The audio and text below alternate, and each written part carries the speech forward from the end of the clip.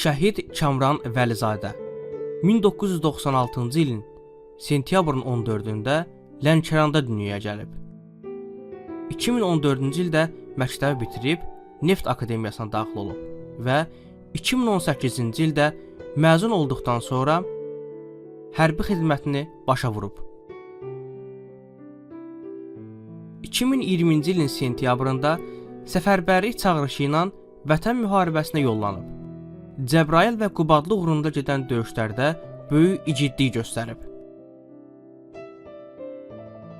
Kamran son məktubunda atasına və anasına belə yazmışdı: 21 oktyabrda yaralandım. Əgər şəhid olsam, haqqınızı halal eləyin. Başınızı dik tutun. İnşallah cənnətdə görüşərik.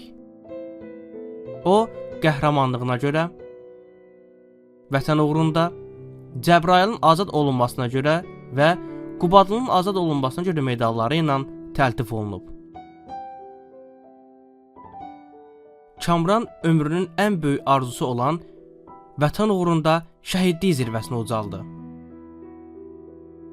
Kamran Vəlizadənin igidlik dolu hekayəsi Rəşidə Nəbizadənin təqdimatında.